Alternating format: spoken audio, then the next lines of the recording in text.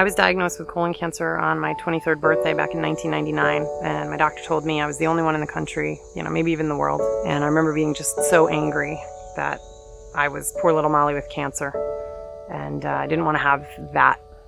That was not going to be how I was known. So the following summer, I decided to inline skate from New York to Colorado, where I'd been going to school at the time. I was able to raise all sorts of awareness along the way, but I also got an email from a young woman in Little Rock, Arkansas named Amanda, who she said, you don't know me, my name's Amanda, I live in Arkansas and I've never met anybody like you. I was told I'm the only one in the country too. And so we started this online friendship that no one else really could understand. We just got it with each other. Amanda's cousin actually reached out to me to let me know that Amanda wasn't doing well, and her doctors had given her 2 months to live. So I went the following weekend. We spent the weekend together, pretty much hanging out, just talking on the couch. And I remember Amanda turning to me at one point and saying, I'm really jealous of all the things you're doing to raise awareness of colon cancer. I wish I could do that with you. And I promised her on the spot that I would continue doing it for both of us. Amanda actually nominated me to carry the Olympic torch when it came through my town. I was chosen. I carried the Olympic torch through downtown Saratoga Springs in, I think it was, December 30th of 2001. Amanda's dad called me 2 days later to let me know that she had hung on just long enough to see it. And then I remembered this promise I had made to her to continue raising awareness. I decided one morning I'm going to build a big giant colon, because people are going to think it's hysterical and they're going to crawl through it and they're going to learn about colon cancer and they're going to talk about it and it's going to be awesome. And so Amanda's cousin and I raised the money in 3 weeks to build this thing. It was on The Daily Show. It was in Playboy, on Jimmy Kimmel. It was on all these places where typically you're not going to talk about colon cancer. So it was awesome.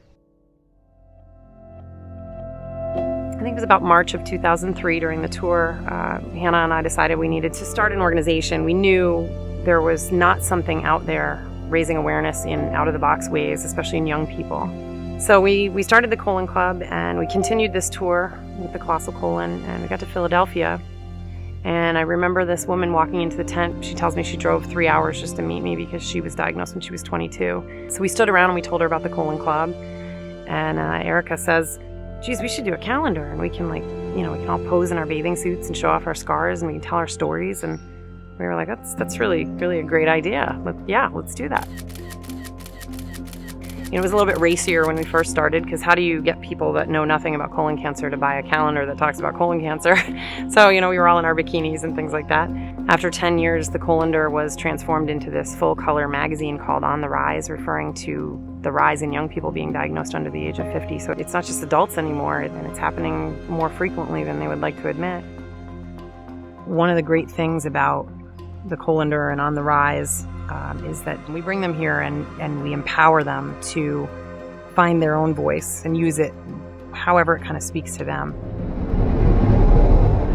On the last day of my skate into Colorado, a stranger signed in on my guest book and said, Molly, one drop of rain ripples an entire pond. You'll never know the lives that you've touched. I think that 20 years later, that quote means more to me than it ever could have then.